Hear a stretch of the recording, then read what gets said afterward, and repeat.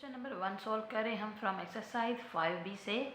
Data given है हमारे पास एक नेकलेस जिसकी प्राइस है $580। ये कॉस्ट प्राइस है या मार्केट प्राइस भी आप बोल सकते हैं। ये है $580 और इसने सेलिंग प्राइस इसमें दी गई है 464, यानी कि $464 इसकी सेलिंग प्राइस है।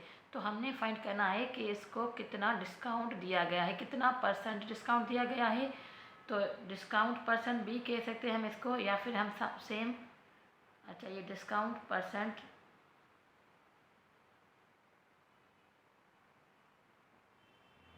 ये हम इसको डिस्काउंट परसेंटेज भी कह सकते हैं या फिर हम इसको लॉस भी कह सकते हैं।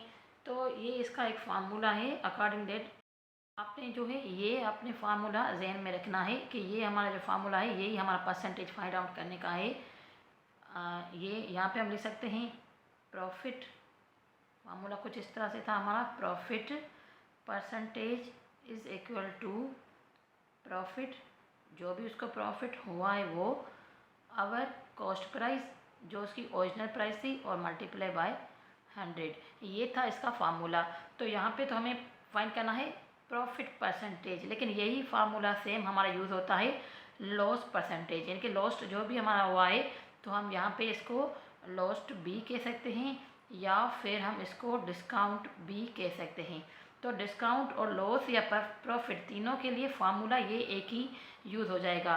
फ़र्क सिर्फ इतना है कि अगर हमने प्रॉफिट फाइंड करना है, प्रॉफिट परसेंटेज फाइंड करनी है तो हमने यहाँ पे प्रॉफिट लिखना होगा।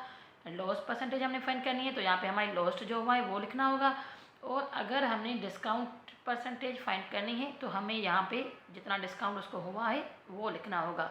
फॉर एग्ज़ाम्पल अगर हमारी कॉस्ट प्राइस $580 है तो 580 माइनस 464 में सेल किया गया है, तो हम देख सकते हैं या तो इसको लॉस है या इसने डिस्काउंट दिया है, क्योंकि 580 बड़ा है और 464 छोटा है। तो 580 में से 464 माइनस करेंगे तो ये आ जाएगा हमारा $116, यानी कि $116 इसको डिस्काउंट दिया गया है। तो हम यहाँ पे अब ये लिखेंगे फार्मूला, ये डिस्काउंट परसेंटेज, और यहाँ पे डिस्काउंट लिखेंगे जो कि 116 है। तो फाइंड करते हैं discount percentage is equal to discount जो है 116, जो कॉस्ट प्राइस है इसकी वो है 580 मल्टीप्लाई बाय 100। तो अब इन तीनों को कैलकुलेटर पे सॉल्व करके देखते हैं।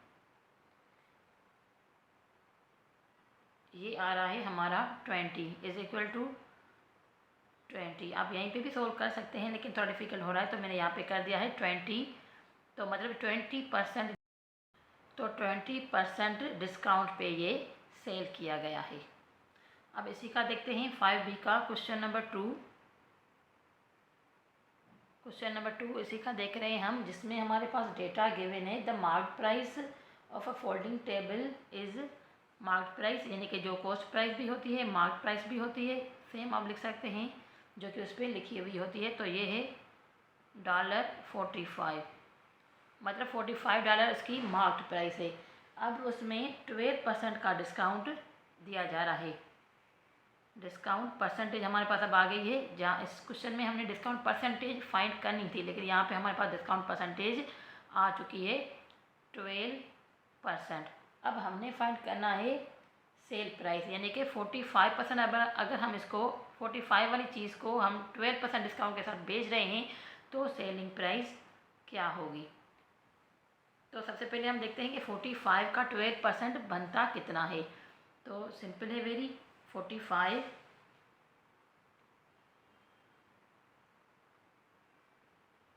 इंटू 12%, इस तरह लिखेंगे। सॉल्व करते हैं इसको, 9 टाइम 4 45 और 9 टाइम 5 45, 20 टाइम 5 100 हो जाएगा। यहाँ पे इसको भी सॉल्व कर सकते हैं, 3 टाइम 4 और 5 time 4 is 20, 3 time 4 12, 5 time 4 is equal to 20। तो 3 9 the 27 divide by 5 is equal to 5 5 the 25.2 will be remaining, so 2 and 0 20, 4 time 5 20, यानी कि $5.4। 12% जो 45 का बनता है तो वो $5.4 बनता है। तो 45 क्योंकि 12% डिस्काउंट देना है, यानी कि 12% 5.4 है, तो $5.4 का इसको डिस्काउंट देना है। तो 5.4 इज़ इक्वल टू ये आ जाएगा $39.6, यानी कि जो सेल प्राइस बनेगी वो बनेगी $39.6। अगर कोई चीज़ $45 की है, 12% हम उसके डिस्काउंट दे रहे हैं, तो 45 का 12% बनता है 5.4। तो यानी कि 5.4 हम इसमें से माइनस कर देंगे 45 में से, तो बाकी हमारा आंसर बच जाएगा $39.6। ये इसकी सेलिंग प्राइस हो जाएगी। Thanks for watching. Please subscribe my channel and keep watching.